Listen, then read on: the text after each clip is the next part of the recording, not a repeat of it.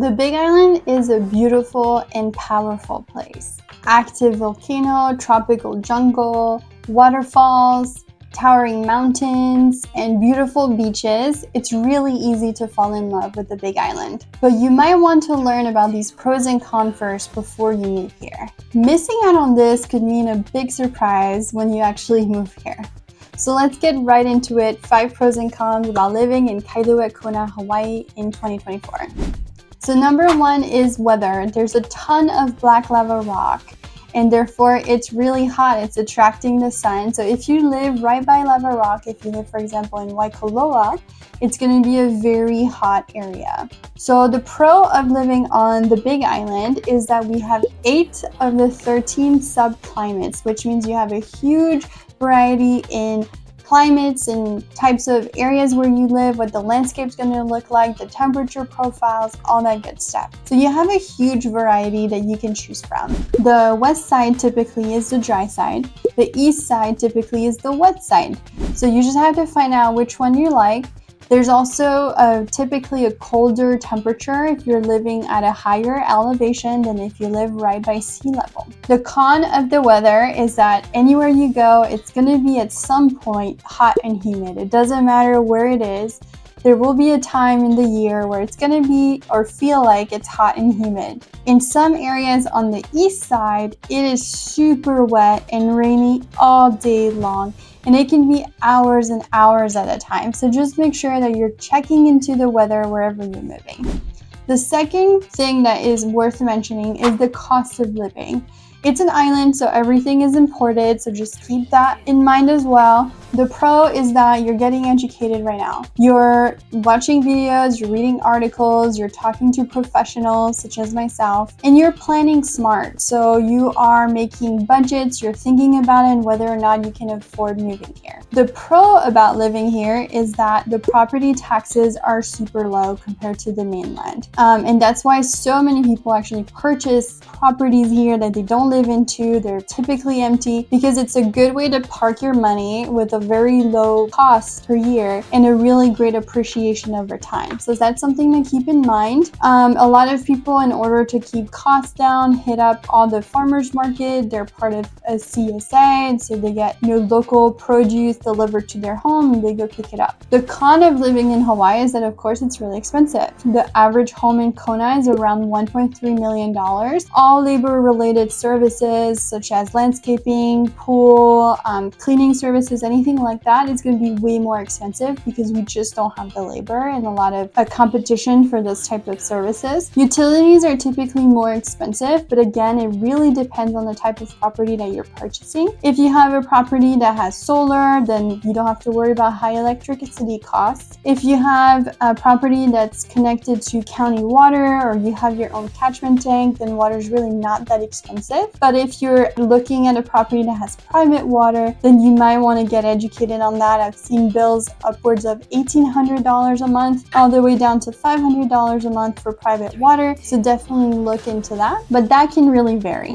The third thing that is worth mentioning or discussing as far as pros and cons is the infrastructure in general of the Big Island. One of the things that made me leave Texas is the huge highways, always being stuck in traffic. I was so over that. And so when we moved to the Big Island, I actually really enjoyed the fact that there was almost no traffic. The public transportation on the Big Island is actually pretty good. I don't personally use it, but I have some guests in the Airbnbs that have used it. The public trolley that's in Kona is free now, so you can just go to all the major stores and major beaches for free. I hear that the bus lines are actually pretty good as well. There's almost no traffic on the west side, which is really, really great. A big con is that the east side typically has peak hours and a lot of traffic. You have to keep that in mind. The other con of infrastructure on the Big Island is that there's really just one road that goes around the entire island. Now, if you're looking at the north, there's a way out. If the road gets closed, there's actually another one that you can use. But when you're looking at the south side, there's really just one. So let's say that if a tree falls down and blocks the entire road, the road is blocked until that's taken care of. There's no way to get around that. There's no way to circumvent the tree.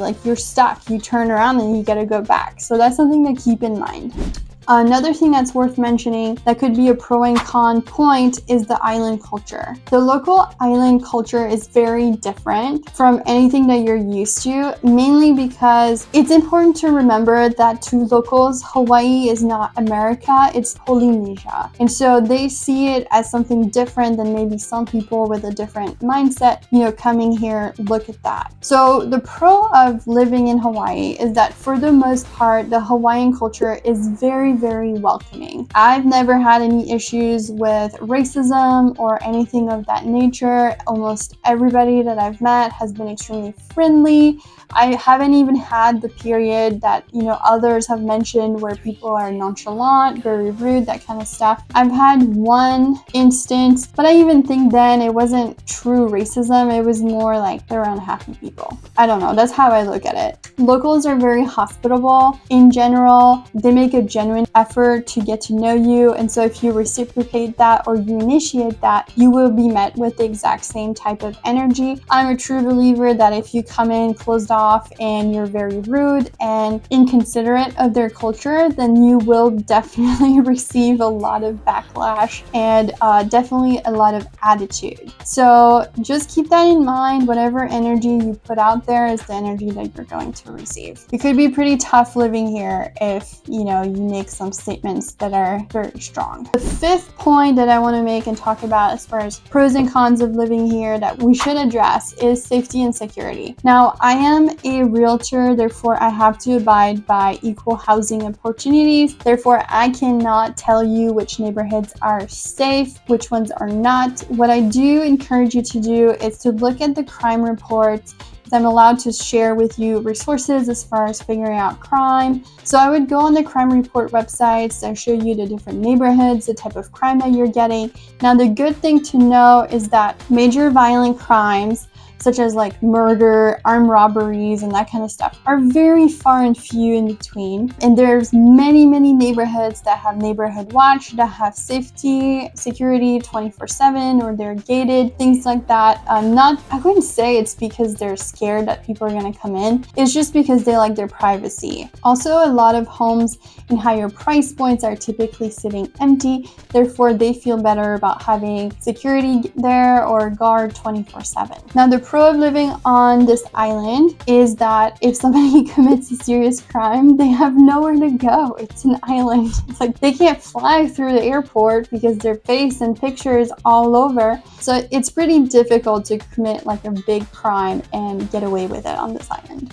In most places, I would say on the island, it's pretty safe to walk alone at night. I've done it. I was definitely uneasy, but I wasn't thinking, oh my God, I'm going to be taken and all these horrible things will happen to me. So I definitely think it's something that you can do. Of course, it depends where you are, what time and all that kind of stuff. But it's definitely, I feel better about it than I did living in Houston, Texas. Okay, the big con of the Big Island as far as safety and security is that there is a crystal meth issue in the South. You can go on Big Island now and read all about it. They have, all these like posts that they post. I think twice a week they have like a crime report where they go over everything that happened on the island. Typically those things happen in the South. Now that doesn't mean that the entire South is full of crystal meth and there's all these issues. It just means that you have to check the crime report before you purchase a property, and I highly encourage my customers and my clients to look into that prior to purchasing a property, just so that they know where they're gonna live and have the right expectations about the lifestyle that they're gonna have over there.